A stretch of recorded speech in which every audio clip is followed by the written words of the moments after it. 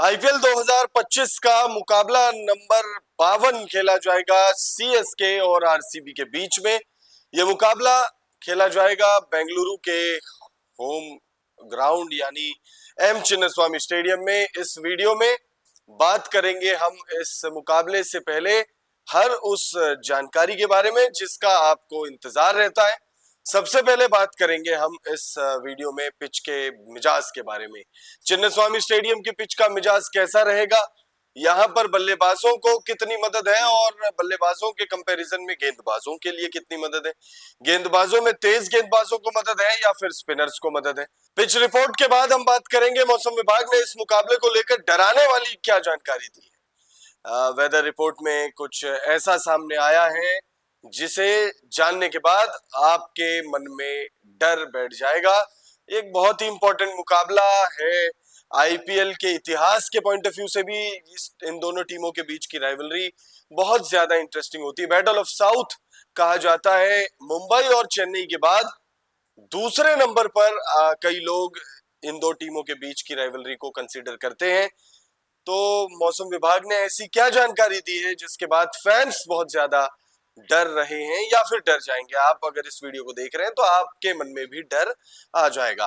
Pitch और weather के बाद हेड टू हेड आंकड़े देखेंगे दोनों ही टीमों के बीच। जब जब भिड़ंत हुई है तब तब किसका पलड़ा भारी रहा है उसकी बात करेंगे। फिर बात करेंगे पॉइंट्स टेबल में दोनों ही टीमें कहाँ है और आरसीबी के क्वालिफिकेशन सिनेरियो की भी बात करेंगे। हम सीएसके की बात करना चाहते हैं लेकिन नहीं कर सकते क्योंकि सीएसके आईपीएल 2025 में एलिमिनेट होने वाली पहली टीम बन चुकी है, ऑलरेडी एलिमिनेट हो चुकी है। पंजाब ने पिछले मुकाबले में जो हराया था उस मुकाबले में मिली हार के बाद सीएसके आईपीएल 2025 से बाहर हो चुकी है। तो अब सीएसके के लिए क्या और कितने मुकाबले बचे हैं, क्या कुछ हो सकता है सीएसके के लिए आने वाले मुकाबलों में, उस पर बात करेंगे। और फिर बात करेंगे प्लेइंग 11 क्या हो सकती है दोनों ही टीमों की। तो वीडियो को आप एंड तक जरूर देखिएगा, इंपॉर्टेंट वीडियो होने वाली है। वीडियो पसंद आए तो इसे लाइक करके चैनल को सब्सक्राइब जरूर कर लीजिएगा। तो सबसे पहले चलिए अब मैच के डिटेल्स के बारे में बात कर लेते हैं। ये मुकाबला 3 मई को खेला जाएगा शाम 7:30 बजे और ये चिन्नास्वामी स्टेडियम में खेला जाएगा बेंगलुरु में। जो हम पहले ही आपको बता चुके हैं 3 मई को बहुत ही इंपॉर्टेंट मुकाबला है। ये शाम 7:30 बजे से खेला जाएगा। अब पिच के मिजाज की बात कर लेते हैं। बेंगलुरु के चिन्नास्वामी स्टेडियम के पिच का मिजाज कैसा रहने वाला है। तो पिच रिपोर्ट में जो बातें सामने आ रही है उसके मुताबिक यहाँ बल्लेबाजों को बहुत ज्यादा मदद मिलेगी। बैटिंग फ्रेंडली कंडीशंस के लिए बेंगलुरु के एम चिन्नास्वामी स्टेडियम को कंसीडर किया जाता है या जाना जाता है, आप कह सकते हैं। यहाँ पर गेंदबाजों के लिए बहुत ज्यादा मदद है नहीं, लेकिन तेज गेंदबाजों को कंसिडरेबली थोड़ी बहुत मदद मिल सकती है। एम चिन्नास्वामी स्टेडियम की पिच बल्लेबाजों के लिए अनुकूल मानी जाती है। इसकी सपाट सतह और छोटी बाउंड्री के कारण यहाँ बल्लेबाजों को बड़े शॉट खेलने में आसानी होती है। तेज गेंदबाजों को यहाँ अतिरिक्त उछाल मिल सकता है, लेकिन कुल मिलाकर यह पिच बल्लेबाजी के लिए अधिक मददगार होती है। तेज गेंदबाजों को नई गेंद से स्विंग और उछाल मिल सकता है, लेकिन जैसे जैसे गेंद पुरानी होती है बल्लेबाजों का दबदबा और बढ़ जाता है। स्पिन गेंदबाजों के लिए बीच के ओवरों में नियंत्रण बनाए रखना महत्वपूर्ण होगा। हालांकि छोटी बाउंड्री के कारण उन्हें भी चुनौतियों का सामना करना पड़ सकता है। इस मैदान पर आईपीएल मैचों में पहली पारी का औसत स्कोर लगभग 166 रन रहा है। आरसीबी ने 2013 में पुणे वॉरियर्स इंडिया के खिलाफ 263 रन बनाए थे 5 विकेट के नुकसान पर, जो इस मैदान पर सबसे बड़ा टीम स्कोर है। रॉयल चैलेंजर्स बेंगलोर ने 2008 में केकेआर के खिलाफ 82 रन बनाए थे, जो इस मैदान पर लोएस्ट स्कोर है, लोएस्ट टीम स्कोर। इस मैदान पर टॉस जीतने वाली टीम अक्सर पहले बल्लेबाजी करना पसंद कर सकती है क्योंकि दूसरी पारी में ओस के कारण बल्लेबाजी आसान हो जाती है। आंकड़ों के अनुसार इस मैदान पर चेस करने वाली टीम का दबदबा देखा गया है। बल्लेबाजी बहुत ज्यादा आसान मानी जाती है इस पिच पर और सेकंड इनिंग में और ज्यादा आसान मानी जाती है बल्लेबाजी। अगर पहली पारी में बल्लेबाजी 80 to 85% इजी है तो सेकंड इनिंग में उसे आप 100+ कर दीजिए। बल्लेबाज यहाँ पर दिल खोल कर बल्लेबाजी कर सकते हो, बस गलती ना करें। अगर गलती करेंगे तो फिर निश्चित तौर पर बड़ा स्कोर नहीं बना पाएंगे और हो सकता है टीम को भी जिता ना पाए। इस मैदान पर बल्लेबाज गेंदबाजों के कंपैरिजन में थोड़ा फ्री महसूस करेंगे। अब मौसम विभाग ने क्या जानकारी दी है, जो हमने शुरुआत में बहुत बिल्डअप दे दिया कि डराने वाली जानकारी है, फैंस को डर लग सकता है, आपको डर लग सकता है, तो ऐसे ही नहीं कहा था, क्योंकि मौसम विभाग ने बारिश की चेतावनी दी है। ये तो अब आपने सोच लिया होगा इतने देर में, बहुत ज्यादा मुश्किल नहीं है सोचना कि डराने वाली क्या जानकारी होगी। तो ऐसा तो है नहीं कि आसमान से आग बरसेंगे, पानी ही बरसेगी। मौसम विभाग ने बारिश की चेतावनी जारी की है, लेकिन जो परसेंटेज ऑफ चांसेस बताए हैं वो इतने हैं कि आप ये मानकर चल सकते हैं कि मैच में बारिश का असर या दखल अंदाजी देखने को जरूर मिलेगा, हमें मिल सकता है। 35% बारिश के चांसेस है, और हमने अक्सर आपसे कहा है कि 25 या इवन 15-20% से ज्यादा के जो चांसेस होते हैं उसमें आप ये मानकर चल सकते हैं कि बारिश की दखल अंदाजी हमें देखने को मिलेगी। भले ही मैच रद्द ना हो बारिश की वजह से, हो सकता है मैच रद्द ना हो, लेकिन ये हो सकता है कि मैच में दोनों ही टीमों के ओवर्स में कटौती हो, जैसा हमने केकेआर वर्सेस पंजाब किंग्स के मैच में अभी हाल फिलहाल में, ज्यादा पुरानी बात नहीं है, हमने देखा था कि बारिश ने दखल अंदाजी दी थी और उस मुकाबले में 12-12 ओवर का खेल हुआ था। बेंगलुरु में कैसा है मौसम का मिजाज, ये बहुत इंपॉर्टेंट है। आईपीएल 2025 में मैच नंबर 52 के लिए बेंगलुरु में मौसम मैच के लिए अनुकूल नहीं बताया गया है। मौसम विभाग के मुताबिक अधिकतम तापमान 32 डिग्री है, जो कि ओके है। न्यूनतम तापमान 23 डिग्री है, ये भी ठीक है। लेकिन मौसम विभाग ने 35% बारिश के चांसेस जारी किए हैं, और अगर बारिश की वजह से मैच रद्द नहीं होता है, मैच अगर होता है, तो ये 67% ह्यूमिडिटी इस बात की गवाही देता है कि यहाँ पर गेंदबाजों को, खास तौर पे स्पिनर्स को बहुत ज्यादा मदद नहीं मिलेगी। इनफैक्ट मिलेगी नहीं, सेकेंड इनिंग में तो ऐसा भी हो सकता है कि सेकेंड इनिंग में कप्तान अपने स्पिनर से गेंदबाजी भी ना कराए, क्योंकि गेंद जो है वो स्पिनर के हाथों में ग्रिप होगी नहीं, और अगर गेंदबाज गेंद को ग्रिप ही नहीं कर पाएगा तो फिर गेंदबाजी क्या करेगा। वैसे भी पिच रिपोर्ट में हमने आपको क्लियर बताया कि यहाँ पर तेज गेंदबाजों को अतिरिक्त उछाल मिलेगी, लेकिन ओस का एक फैक्टर होगा, और स्पिनर्स का तो कहीं जिक्र ही नहीं था।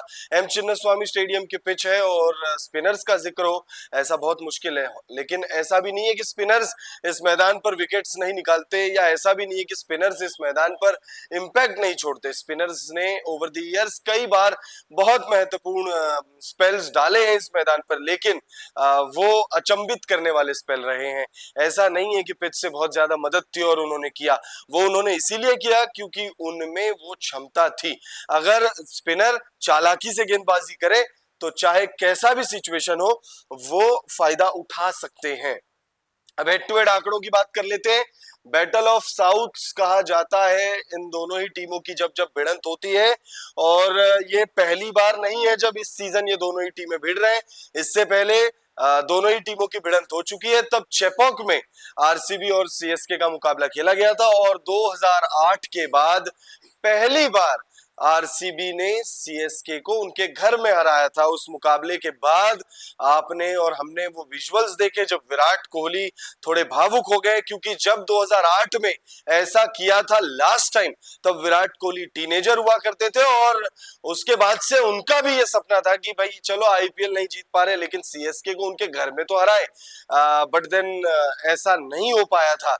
लेकिन जब फाइनली 2025 में ऐसा हुआ, तब विराट कोहली बहुत ज्यादा भावुक हुए थे। आरसीबी और सीएसके के बीच में 34 मुकाबले खेले गए थे, और वो भावुक होने के पीछे की वजह ये भी है क्योंकि सीएसके ने इन दोनों ही टीमों के बीच खेले गए मुकाबलों में 21 बार बाजी मारी है, और 12 बार, यानी लगभग डबल से भी कम आप कह सकते हैं। लगभग, एग्जैक्ट डबल नहीं है, एग्जैक्ट डबल तब होता जब यहाँ 24 होते और यहाँ 12 होते और मैच थोड़े और ज्यादा होते, 36 होते तो। बट देन लगभग एक डबल आप कंसीडर कर सकते हैं। आरसीबी जीतती ही नहीं है सीएसके के खिलाफ, आप ऐसा कह सकते हैं। और जब चेपॉक में इस सीजन हराया था, तब विराट कोहली बहुत ज्यादा भावुक हो गए थे, और एक बार फिर ये दोनों ही टीमों की भिड़ंत होने जा रही है, लेकिन इस बार विराट कोहली के घर यानी रजत पाटीदार के घर यानी आरसीबी के घर में ये मुकाबला खेला जाएगा। तो ऐसे में देखना बहुत दिलचस्प होगा कि क्या एक बार फिर से वही होगा। हम प्रेडिक्शन बताएंगे वीडियो के एंड में। पॉइंट्स टेबल पर नजर डालते हैं। सीएसके 10वें नंबर पर है और आरसीबी दूसरे नंबर पर है। सीएसके के लिए मामला खत्म हो चुका है तो बहुत ज्यादा चर्चा नहीं करेंगे सीएसके पर। 10 मैच है, 2 हार 2 जीत है, 8 हार है, -1.211 की नेट रन रेट है, 4 अंक है और पिछले 5 मुकाबलों में 4 हार है, 1 ही जीत है। बहुत ज्यादा बात नहीं करेंगे क्योंकि इनके प्लेऑफ्स में क्वालिफाई होने के चांसेस भी नहीं है। हाँ, इस बारे में जरूर बात करेंगे कि आगे क्या। लेकिन अगर आरसीबी की बात करें तो 10 मुकाबलों में 7 जीत है, 3 हार है, +0.521 की नेट रन रेट है और 14 अंक है। एक तरीके से इस मुकाबले में जीत दर्ज करके आरसीबी क्वालिफाई कर जाएगी। 16 अंक हो जाएंगे। यहाँ पर अगर आप पिछले 5 मुकाबलों में परफॉर्मेंस देखें तो 4 जीत है और 1 हार है।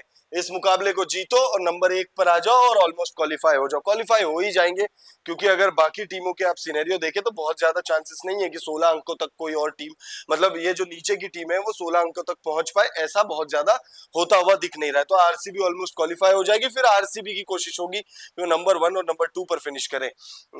आगे अगर सीएसके की बात करें तो सीएसके के पास अब 4 मुकाबले बचे हुए और आगे क्या, व्हाट्स नेक्स्ट फॉर सीएसके। तो सीएसके के लिए बस यही है कि 4 मुकाबलों में जितना एक्सपेरिमेंट कर सकते हो कर लो और अगले सीजन के लिए कैसी टीम बनानी है उस पर रणनीति बनाना शुरू कर दो। अब अगर हम दोनों ही टीमों के प्लेइंग 11 पर नजर डालें तो आरसीबी की प्लेइंग 11 में विराट कोहली, जेकब बैथल जो पिछले मुकाबले में खेले थे, हो सकता है विल जैक्स भी आ जाए, Rajat Patidar, Devdutt Padikkal, Liam Livingstone, Jitesh Sharma, Tim David, Krunal Pandya, Suyash Sharma, Josh Inglis, Yash Dayal. Krunal Pandya ने पिछले मुकाबले में जबरदस्त बल्लेबाजी की थी, हार के जबड़े से जीत छीन लिया था। कृणाल पांड्या ने 70 से ज्यादा रनों की पारी खेली थी। बल्लेबाजी में पहली बार ऐसा मौका था जब उन्होंने अच्छी बल्लेबाजी की थी और मौका भी उनको पिछले ही मुकाबले में एक तरीके से कह सकते हैं कि मिला था और उस मौके को उन्होंने भुनाया। गेंदबाजी अच्छा कर रहे हैं। विराट कोहली ऑरेंज कैप की रेस में बने हुए हैं और हो सकता है एक बार फिर ऑरेंज कैप जीत जाए।